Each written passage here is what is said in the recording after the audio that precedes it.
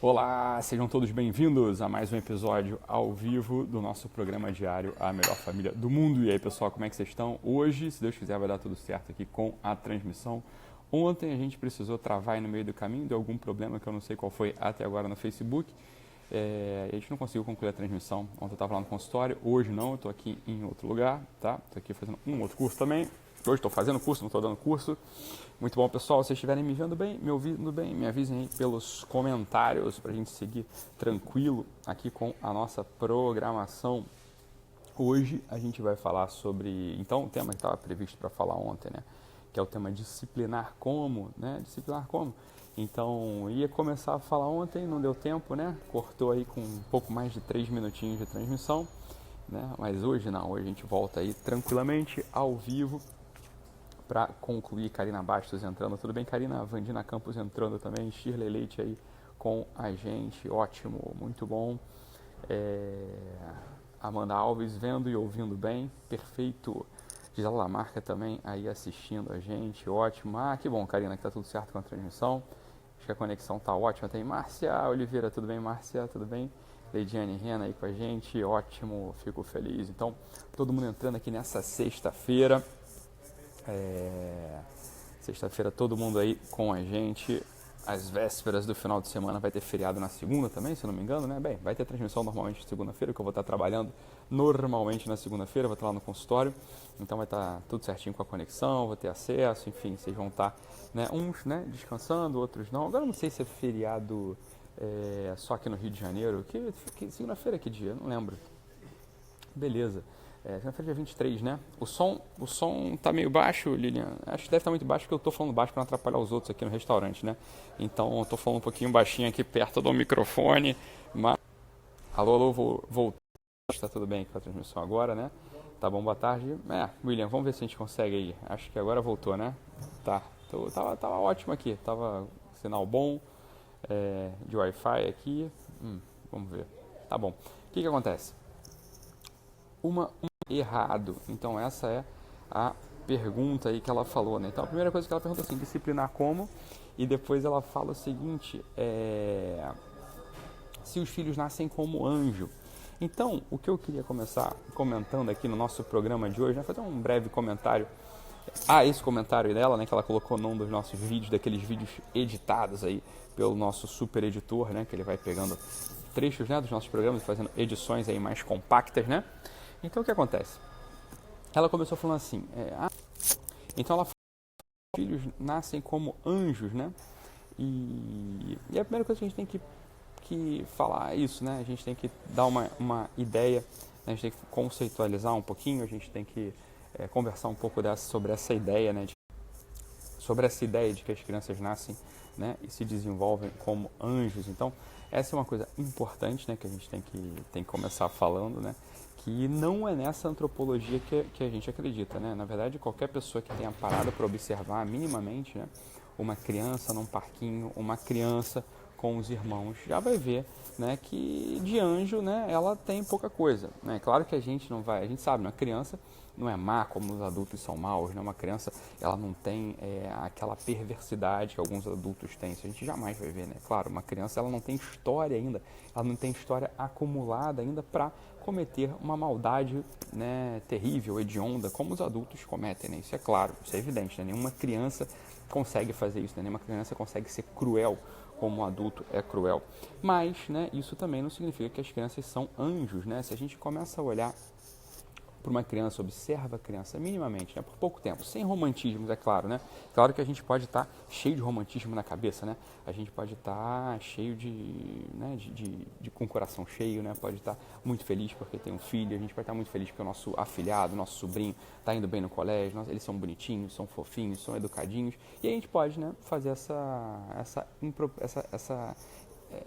fazer essa descrição imprópria de que as crianças são como anjos. Na verdade, as crianças têm uma inclinação que é corrupta, né? Uma inclinação que é desregulada, uma inclinação, por assim dizer, ao mal também, como os adultos têm.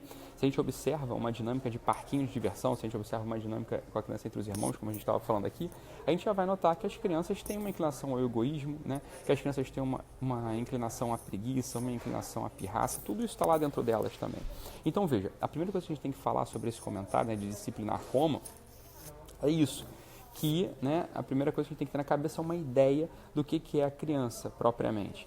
Existe uma corrente russoniana, como a gente chama, que tem aqui. Vocês já lembram dessa, óbvio, né? Vocês lembram dessa ideia, né, do bom selvagem, né? O mito do bom selvagem. Então, o homem nasce bom e a sociedade que o corrompe, diria essa corrente russoniana. A gente acredita justamente no oposto, né? A gente acredita que o homem, ele nasce com certas inclinações que podem ser vencidas, né, com base na abertura à graça, com base no esforço diário, né, com base na atenção focada, com base nos bons exemplos, com base na adesão desse mesmo homem numa tradição superior. Então, dito de outro modo, melhorar o caráter, né, educar alguém é estar inserido numa tradição, é estar inscrito numa cultura.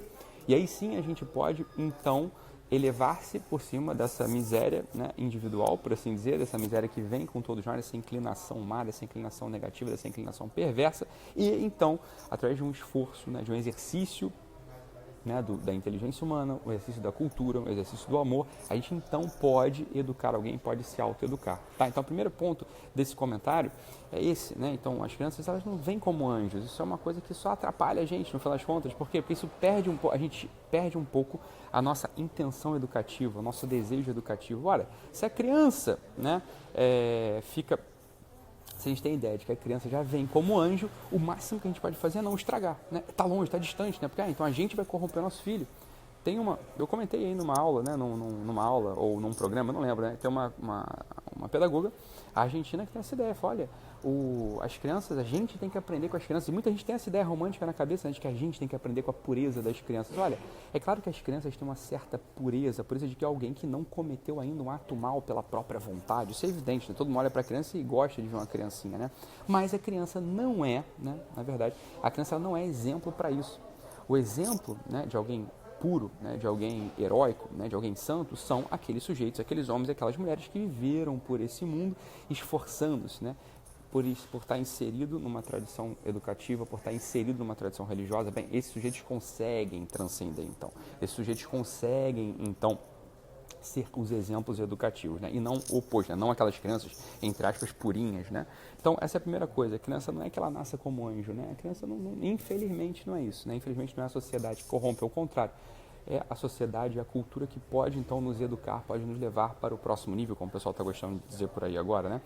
Essa é uma coisa. Outra coisa assim, não é que palmada não pode, não é cantinho do pensamento não pode. Não é essa a ideia. É que cantinho do pensamento é só para a gente não confundir também. O cantinho do pensamento, esse nome, é um eufemismo para castigo, né? É só isso.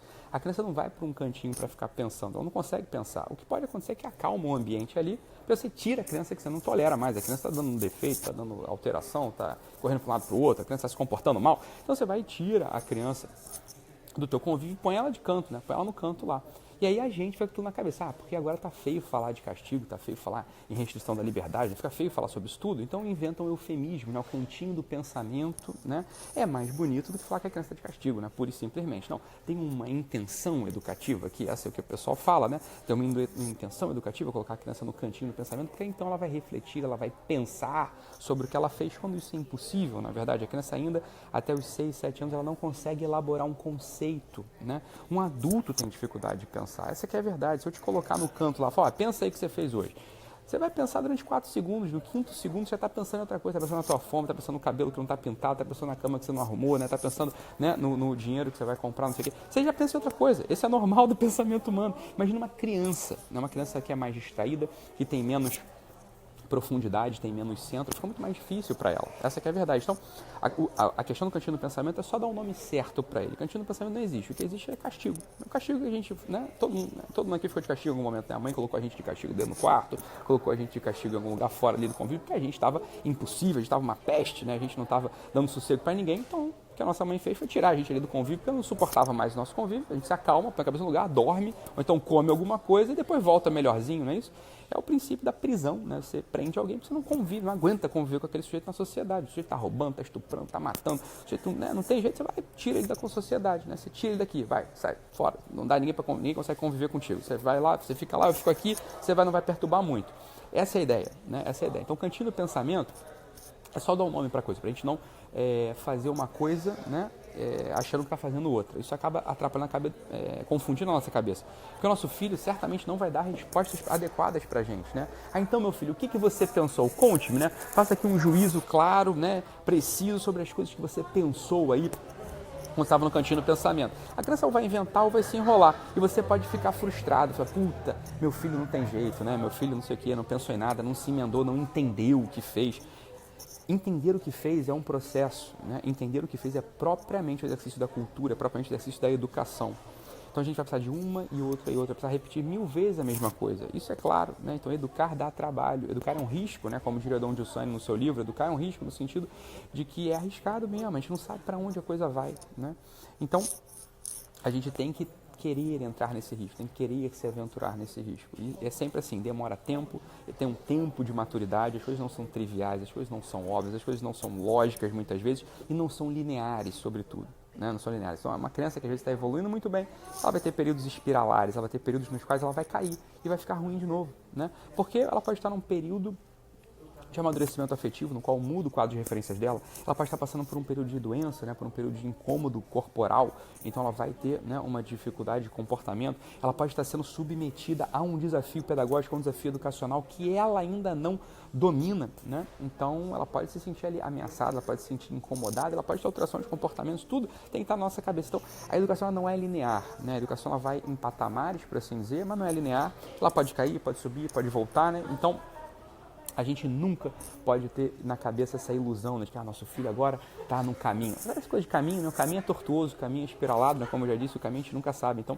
a gente sempre tem que estar ali, né, dando suporte para o nosso filho, apoiando o nosso filho, rezando pelo nosso filho, né, criando um ambiente no qual ele possa não ser atacado pelas ameaças do nosso tempo. Isso é fundamental, né? Criar nosso filho numa bolha, numa redoma, isso não dá para fazer, mas, né, não expô-lo aos riscos e aos micróbios, micro-organismos, por assim dizer, sociais da cultura, que simplesmente vão debilitar o organismozinho afetivo e espiritual deles, né? Isso é o que a gente pode fazer. Tá?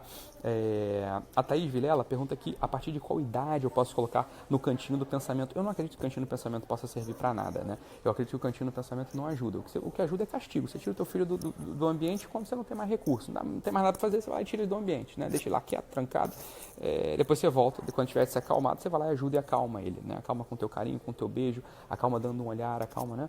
Enfim, você usa todos os teus artifícios corporais para acalmar o teu filho, tá, Thaís? Agora, que idade a criança consegue pensar, por assim dizer, como um adulto pensa? A partir dos 12 anos só, e aí pronto, já fica meio ridículo botar um adolescente, um pré-adolescente de 12 anos no cantinho do pensamento, né? É muito melhor conversar com ele, apontar para ele, indicar para ele onde é que ele está errando, ajudá-lo, né, por assim dizer, a elaborar o conceito, né? Do que fazer com que ele elabore o conceito sozinho lá, que vai ver uma porcaria o conceito elaborado dele, muitas das vezes, né? Então a gente precisa, né, que nos ajudem a pensar. Tá? Então, essa é uma ideia. A Aline Rezende pergunta aqui como disciplinar uma criança até 4 anos. Aline, aqui são duas coisas, né? Uma coisa é no meio da birra, no meio do problema, deu a confusão. Eu tenho um vídeo gravado aqui com o professor Carlos Nadalim, eu acho, no qual a gente fala sobre estratégia. Eu falo sobre estratégias para controle de birra. Depois alguém vai achar esse vídeo e vai colocar o link aqui. Isso é uma coisa. Mas, em geral, uma família organizada, uma família harmônica, uma família que está seguindo ali o passo a passo, ela vai passar um mês sem precisar brigar, sem precisar disciplinar a criança, porque a criança vai estar funcionando normalmente. Né? Eu não sei se vocês conhecem alguém assim, eu não conheço alguém assim, eu conheço, né? Então, famílias que, olha, as crianças não é que são boazinhas não, eles são crianças, são as pés, têm um temperamento e tal, mas quando você vai criando um ambiente, né? Criando uma ambiência, criando um olhar, criando uma atenção, né? Se prevenindo, não agindo reativamente, mas agindo profilaticamente, o que acontece, né? Muitas vezes, a gente não precisa ficar toda hora disciplinando a criança ativamente, como falar, vai pra cá, vem pra lá, né? Dá tapa, tira isso. Quando esse é o expediente educativo mais comum, né? A gente pode ter certeza que a gente está errando em alguma coisa, né? A gente está desatento, a gente está reativo, a gente não está prestando atenção nos nossos filhos, a gente está muito tempo preocupado com o trabalho, muito tempo preocupado com o WhatsApp, muito tempo preocupado com o Facebook, não está dando atenção ali para aquelas criaturinhas, tá? A gente vai complementar, eu vou complementar outro dia, porque esse tema é muito importante mesmo, Aline. Então, me lembra aí de falar sobre isso. Mas eu já vou falar, tá previsto já que eu fale sobre esse assunto. Se eu começar a demorar muito, você me cobra aí, tá bom? E depois a palmada, né? É que palmada não pode. A palmada simplesmente é um expediente que nos nossos dias me parece cada vez mais inadequado. Por quê? Porque a criança já tem uma sensibilidade muito sutil, muito delicada. Então não precisa dar palmada para fazer com que ela polarize a atenção no teu comando. Isso é a função da palmada, né? A palmada é polarizar a atenção no teu comando. Uma criança que no nosso meio, né, uma criança sensível, uma criança que está acostumada com todos os confortos do mundo, né, roupa limpa com amaciante, roupa passadinha, ar-condicionado, sei lá, açúcarzinho na comida, blá, blá. Essa criança já tem uma sensibilidade muito sutil, né, então ela não precisa de tapa para polarizar a atenção. A atenção dessa criança já vai ser polarizada por um olhar mais severo, por um timbre de voz mais incisivo, mais contundente, não grito, né, mais contundente. A criança já cola o casco, né, como a gente diz no exército, e atende o teu comando. Tá bom, Ali? Então, só para nossa amiga aí que deixou o comentário lá no vídeo, né, assaltada assim por uma preocupação. Então, vou disciplinar como, meu Deus? Não pode nada disso, né? Então, como é que a gente faz? Então, é assim, isso aqui são algumas diretrizes, né? A gente está só conversando aqui, a ideia não é, claro, né, pegar esse tema por todos os ângulos, porque é um tema muito amplo, a gente precisaria falar disso. Alguma parte disso já está dito lá no meu curso de afetividade infantil e harmonia familiar, né, que a gente faz um desenho mais ou menos assim do todo e coisas bem práticas ali para que a gente possa ir conquistando e seguindo para ter esse ambiente harmônico que eu estava falando, tá, Aline? Então é isso, pessoal. Agradeço aí a todos vocês a audiência. Hoje, sexta-feira, chegando próximo aí ao final de semana já. Espero que vocês tenham um final de semana muito bom, muito proveitoso. Vocês possam descansar. E para aqueles que vão aproveitar o feriado na segunda-feira, aproveitar esse feriadão prolongado, né? Então nos vemos, no entanto, na segunda-feira, porque eu vou trabalhar, eu vou estar lá no consultório com conexão a 1000 por hora. Então nos vemos na segunda. Um abraço, pessoal. Fiquem com Deus e até mais.